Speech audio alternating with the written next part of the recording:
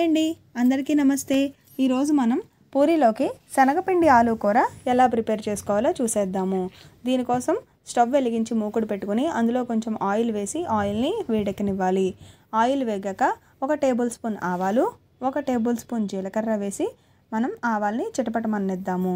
ఈ రెండు వేగేలోపు బంగాళదుంపల్ని ఉడికించుకుని స్మాష్ చేసి పక్కన పెట్టుకోవాలి.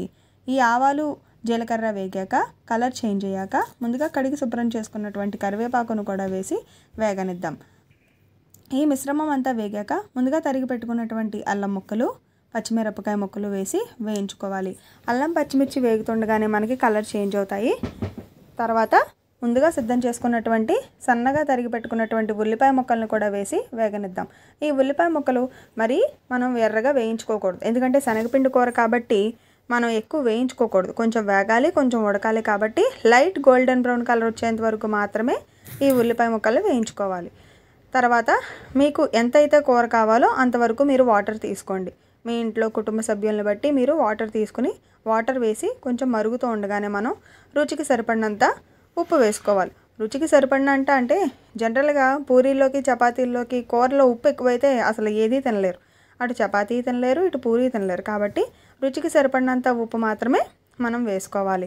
అలాగే రుచి ఒకటి సరిపోతుందా, కలర్ కూడా కావాలి కదా, కాబట్టి మనం పసుపు కూడా యాడ్ చేసుకుని మూత పెట్టుకుని దాన్ని మరగనివ్వాలి. శనగపిండి కూర అన్నాను కాబట్టి ముందుగా మనం ఈ శనగపిండి మిశ్రమాన్ని కూడా ఈ లోపు రెడీ చేసుకుందాం. దానికోసం శనగపిండి ఒక బౌల్లో వేసుకుని దాంట్లో కొంచెం వాటర్ పోసుకుని కన్సిస్టెన్సీ మరీ చిక్కగా కాకుండా మరీ పలచగా కాకుండా కలుపుకోవాలి. ఈ వాటర్ మరుగుతూ ఉండగానే మనం ముందుగా రెడీ చేసుకున్నటువంటి బంగాళదుంప స్మాష్ను కూడా వేసుకుని మరగనిద్దాం.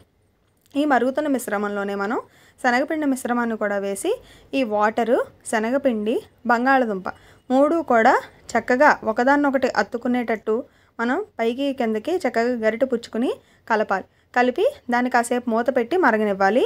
ఆ కన్సిస్టెన్సీ కొంచెం చిక్కబడ్డాక, అంటే మరీ పలచగాను ఉండకూడదు కూర, మరీ చిక్కగాను ఉండకూడదు.